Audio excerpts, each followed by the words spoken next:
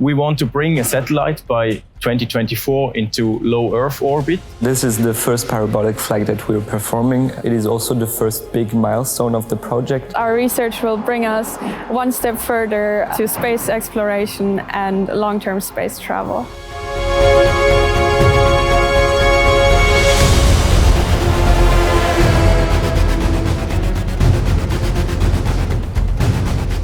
ARIS is a student association. We are students, mainly mechanical engineers, electrical engineers, but also biologists and chemists and other related science. I'm Clément Lefebvre, responsible of the biological payload. I'm Fiona, I'm studying mechanical engineering, and I'm the project manager of the UZH CubeSat team. I'm studying mechanical engineering at ETH in Zurich, and I'm working part-time with ARIS at the UZH project, where we build a satellite.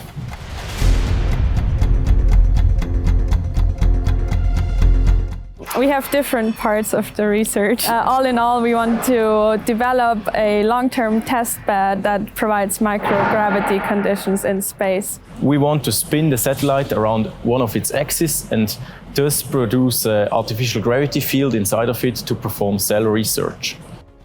Our CubeSat is unique. We have one payload that generates this milli or microgravity condition. Then we have one payload that is a biological payload that investigates these eukaryotic cells. And the third payload is an antenna system that will benefit the amateur radio community. So the long-term objective of this research is to integrate our biological payload, so our experiments, into our satellite and to perform long-term experiment without any access to it for a few weeks or even longer periods of time, which was never done before.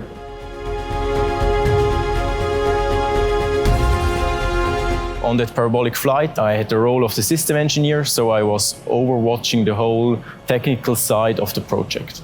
The parabolic flight is important to us because we test parts of our hardware and parts of our system that we have developed so far, and the data we collect will be really important on our way to the final design.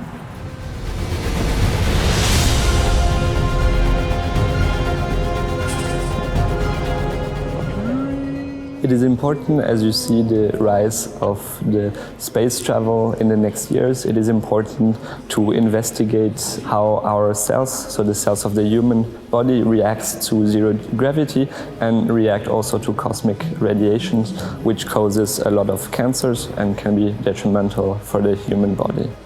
Our flight is supported by the UZH Space Hub as well as the Skylab, and we're very thankful for this.